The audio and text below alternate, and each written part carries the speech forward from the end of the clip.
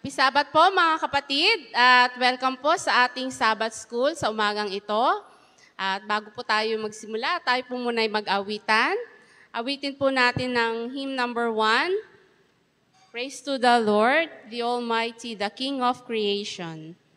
Yan po ang dahilan kung bakit nandito tayo ngayon sa ating bahay-sambahan upang purihin ang lumalang sa atin. Praise to the Lord. Wala po tayong accompaniment mga kapatid, so in-expect ko po lahat po tayo narito ay aawit. Yan. Praise to the Lord. Ready? Sing. Praise to the Lord, the Almighty, the King of creation. Oh, my soul, praise Him, for He is thy health and salvation. All ye who hear, now to His temple draw near. Join in the glad adoration. Praise to the Lord, who o'er all things so wondrously reigneth. Shieldeth thee under His wings, He so gently sustaineth. Hast thou not seen how thy desires e'er have been granted in what He ordaineth?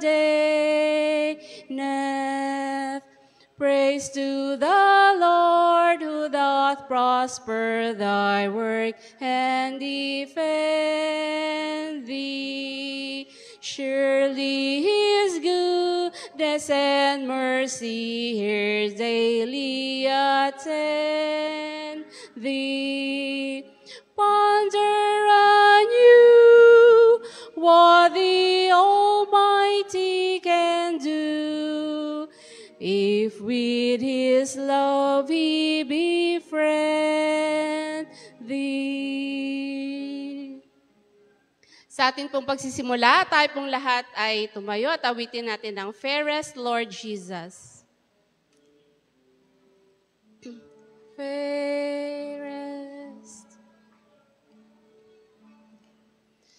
Sing. Fairest Lord Jesus, ruler of all nature, O thou of God and man the Son, thee will I cherish, thee will I honor, thou art my glory, joy, and crown. Fair are the meadows, fairer still the woodlands, robed in the blooming garb of spring. Jesus is fairer, Jesus is purer, who makes the woeful heart to sing. Fair is the sunshine, fairer still the moonlight, and all the twinkling starry host. Jesus shines brighter, Jesus shines purer than all the angels heaven can boast.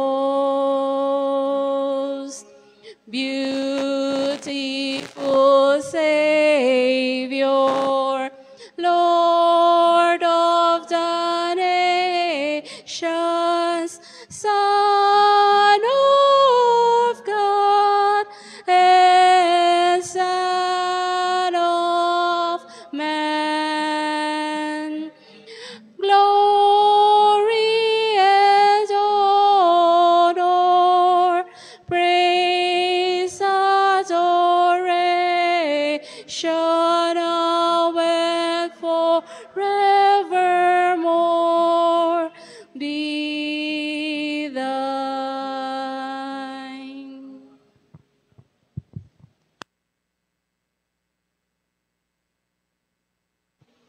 Tayo po ay lumuhod para sa panalangin. Dakila naming Diyos, Ama naming banal na sa mga langit. Maraming salamat po, Ama, sa buong sanglinggo na kami po ay iyong iningatan, ginabayan, at binantayan sa lahat ng aming mga iba't ibang mga gawain. At narito po kami, Ama, patuloy nagpapasalamat at nagpupuri sa iyong banal na pangalan sa araw ng banal ng Sabat na ito, Panginoon. Pagpalain niyo, Ama, buong maghapon ng Sabat na ito. Pagpalain niyo po ang bawat mga kapatid na may bahagi sa programa. Ganon din po, Ama, ang mga kapatid namin na nakikinig at ganon din po ang iba pang mga kapatid namin na parating pa po, Ama. Naway po, pagpalain mo ang kanilang pagpunta dito at paingatan niyo sila gaya na pag-iingat niyo sa amin.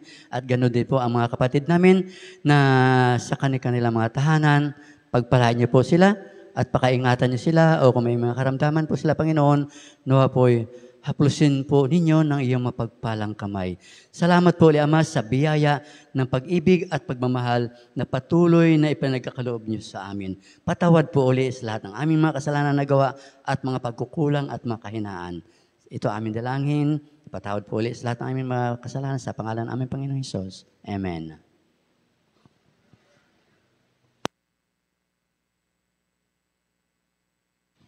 Good morning po.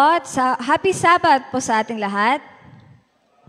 Ayan, binabati po natin ang ating mga nanonood rin sa ating live ng maligayang araw po ng Sabat. Ngayong araw po ng Sabado na ito. At welcome din po natin ang ating mga bisita. Welcome po sa CASDA Church. Ayan, kagaya po ng panahon ngayon, mainit po namin kayo welcome sa aming simbahan dito sa CA Las Piñas City. Bago po tayo makakarinig ng message and song mula po sa ating mga kabataan, makakarinig po muna tayo ng Mission Spotlight na pangungunahan po ni Sister Isa at susundan po ito ng special feature na pangungunahan ko rin po. Muli, Happy Sabbath po sa ating lahat.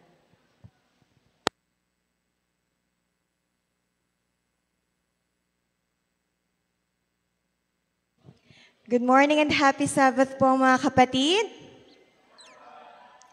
Ang title po ng ating Mission Spotlight this morning is Nagtuturo para sa Walang Hanggan. Ang buong buhay ni Washington ay umiikot sa Northeast Brazil Academy sa Brazil. Ang kanyang ama ay isa sa unang nagtapos sa paaralan na itinatag noong 1942. Siya mismo ay isinilang sa paaralang iyon. Simula ng batang maliit pa siya, nangarap na siyang mag-aral sa paaralan.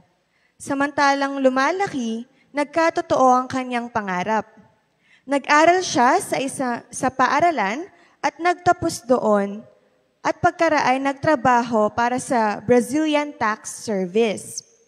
Nang mag-asawa at nagkaroon siya ng anak na lalaki, umaasa siyang ang bata ay mag-aaral din sa paaralan.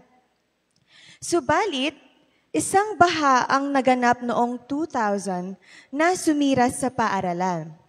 Si Washington at maraming tao na nagmahal sa paaralan ay nanlumo ng gayon na lamang. Ilang taon ang lumipas at nalaman ni Washington na bumili ng lupa ang Seventh-day Adventist upang magbukas ng isang paaralan upang palitan ang Northeast Brazil Academy. Napuspos siya ng kagalakan. Binago niya ang kanyang buong buhay at muling ibinabahagi ang kanyang buhay sa paaralan. Nang panahong iyon, nanirahan si Washington sa Recife, isang malaking syudad na ilang oras ang layo mula sa bagong lugar ng paaralan sa pamamagitan ng sasakyan. Maganda na ang buhay ng kanyang pamilya sa lugar na iyon. At may pag-aari na rin ng mga ilang bahay rito. Malapit na rin siyang magretiro dahil sa kanyang edad. Subalit, hindi na ito pinahalagahan. Nanalangin siyang malapit sa bagong paaralan. Sa trabaho, hiningi niyang malapit siya ng trabaho.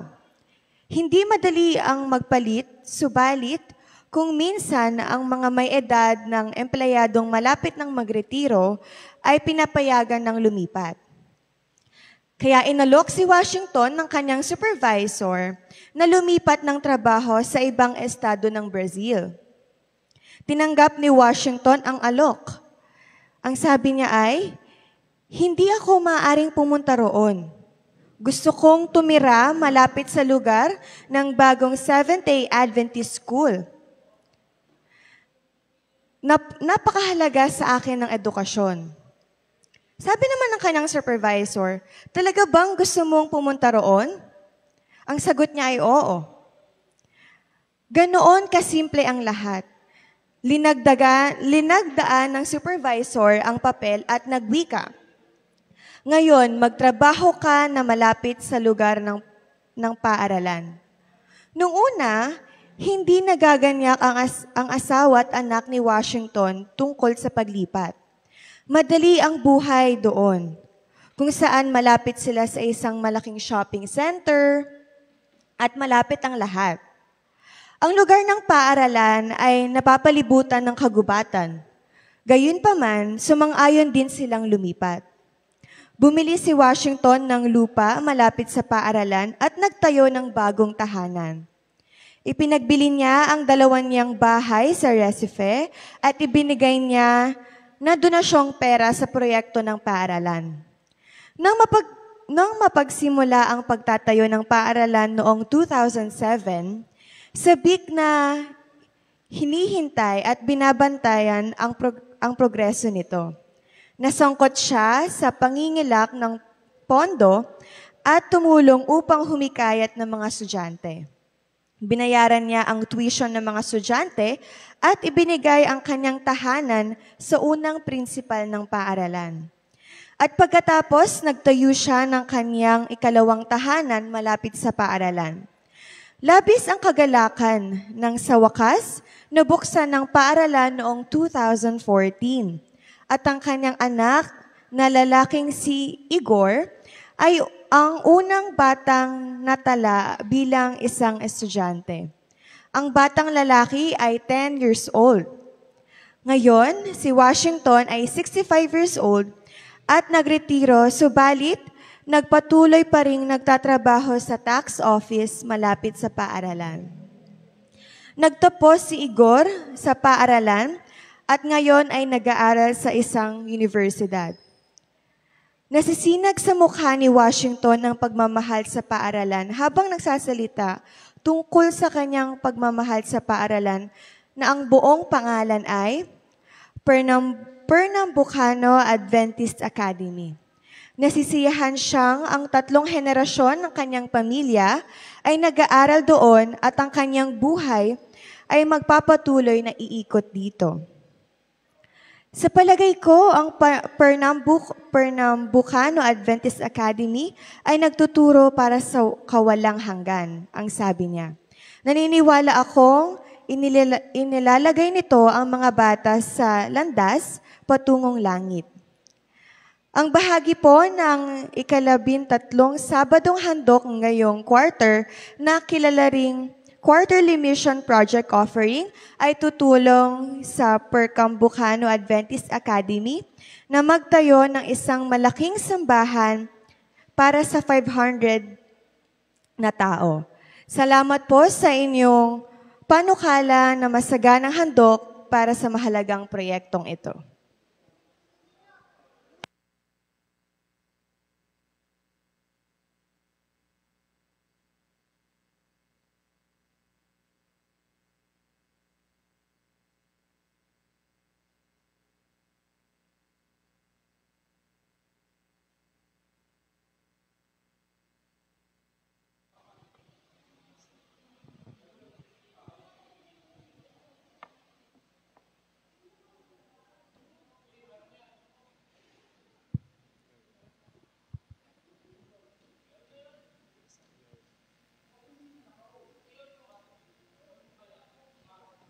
So,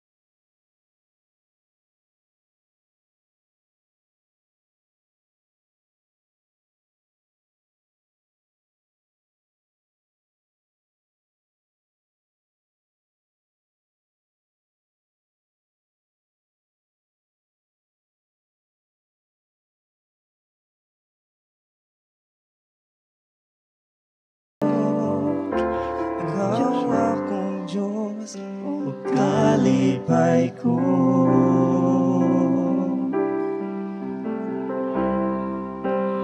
Unsa man kalayo ang langit, gugma mo para sa tanan.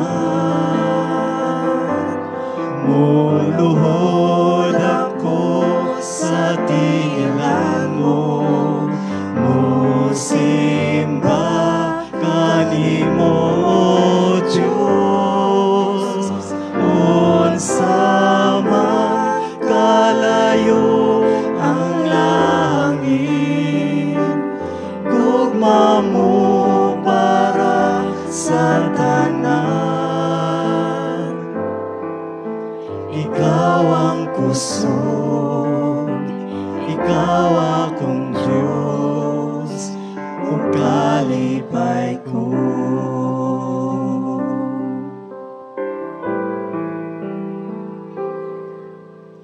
Ikaw akong kusog, Ikaw akong Diyos. o kalipay ko.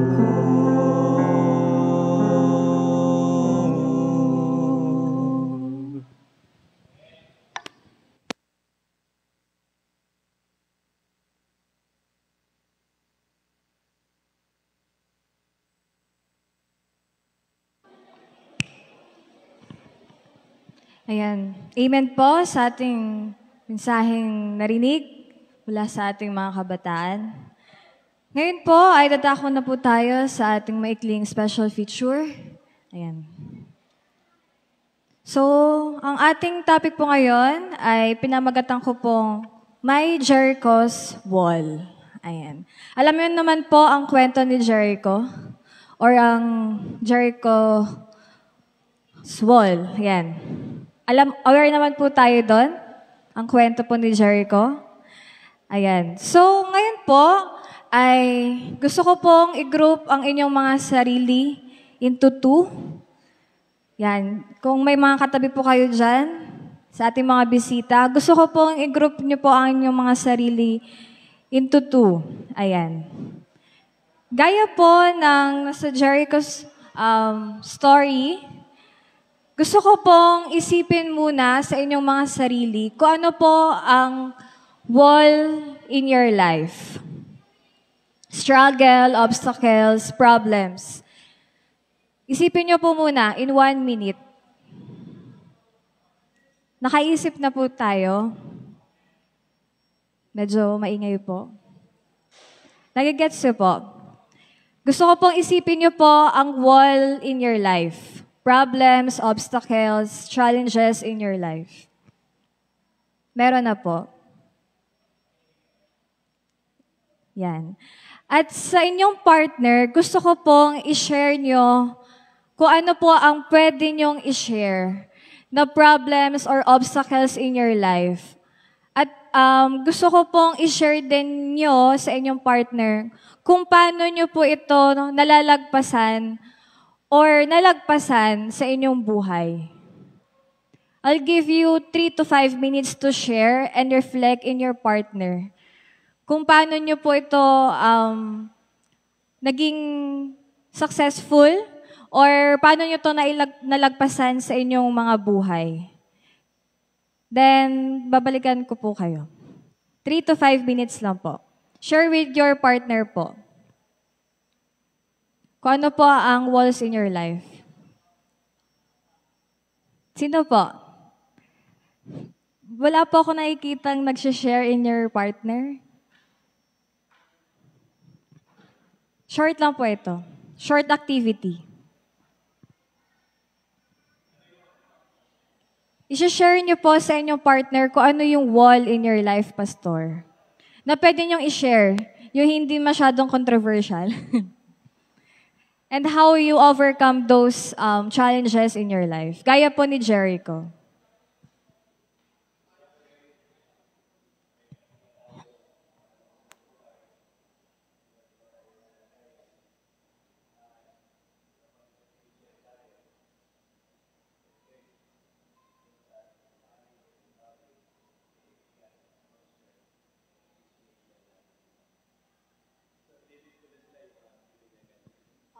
Opo. Saglit lang po. Sa mga congregation po, try to share your life or share some story. Yung hindi po controversial, saglit lang po ito.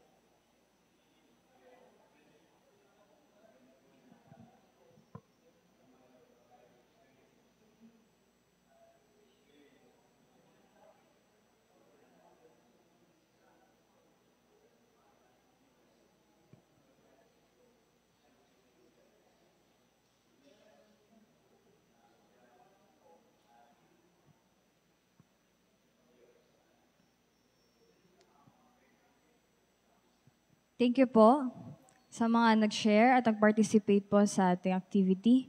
Thank you, Pastor. Ayan. So, sa story po ni Joshua, ito po ay natutusan po siya, ay ni Jericho, sorry. Yan.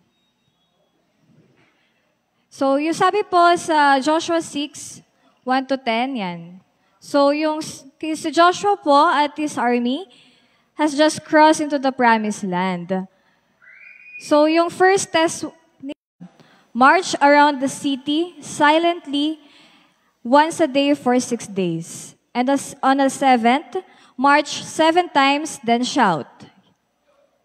So, gaya po ng ating buhay ngayon, we have our own silent battles. At hindi po natin yon hindi po natin yon kailangan verbally sabihin kahit sa ating mga magulang na may mga kanya-kanya po tayong mga problema. Hindi natin pwedeng sabihin na bata pa po tayo, wala tayong problema. Hindi. Sino po ba dito walang problema sa buhay? Napakaswerte naman nyo kung wala, diba? Kaya lahat tayo ay binibigyan or binigyan ng silent battles upang maging strong pa rin po tayo sa ating mga sarili at lalo na sa ating pananampalataya sa Panginoon. So meron lang po ako ditong dalawang insights and applications na makuha po natin sa story po ni Joshua. Una po is trust beyond understanding. So nagtitiwala po tayo sa ating Panginoon na wala naman po tayong nakikitang physical na solusyon na makikita. Kunyari po, tayo po lahat ay bumabiyahe.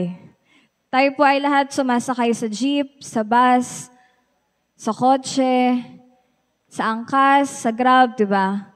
Nagtitiwala tayo na makakarating tayo ng ligtas pag sumakay tayo sa mga transportation na yon. How much more sa ating Panginoon na siya ang nagbigay sa atin ng buhay. Diba? Kaya nga tayo po ay nagpipray paggising natin sa umaga na thank you Lord for waking us up. Diba? Dahil nagtitiwala tayo sa Panginoon na bibigyan niya tayo ng magandang araw ngayon, na malalagpasan natin kung anumang problema ang haharapin natin sa araw na ito. Pangalawa po is faith in God's plan and timing. Lahat po tayo ay may kanya-kanya mga plano sa buhay, kanya-kanyang goals sa buhay. Pero sabi nga nila, wag nating sundin kung ano ang personal nating goals. Kailangan manatili ang God's plan sa ating buhay. Na wag tayong ma-disappoint kung yung mga personal plans natin sa buhay ay hindi nasusunod. Dahil mas maganda pa rin at mas successful ang God's plan sa ating buhay. Ngayon po, ay bago po tayo dadako sa ating lesson review, gusto ko po munang basahin ang nasa Joshua 10 verse 42. And Joshua captured all these kings and their lands to one time because the Lord God of Israel fought for Israel. So gaya po ng nangyari kila Joshua sa Jericho's wall, ay nawa maging buo ang ating tiwala sa ating Panginoon na kung ano man po ang problema o challenges na harapin po natin sa hinaharap, ay nandiyan ang Panginoon upang tulungan po tayo. At nawa ay ang bawat isa ay hindi mawalan ng pag-asa na ang ating buhay po ay magiging successful at peaceful na inaating po natin. At sa mga kabataan na nandito, nawa ay maging malawak po ang ating pananaw sa ating Panginoon at malaki ang maging tiwala po natin na magiging successful po tayo someday. At sa mga magulang po na nandito, nawa wala po kayong sawang magtiwala sa ating Panginoon na kung anong pa ang plano natin sa ating ang ating mga anak ay maitupad po ito at ang kalugod-lugod sa ating Panginoon. Muli po, happy Sabbath po at magandang umaga.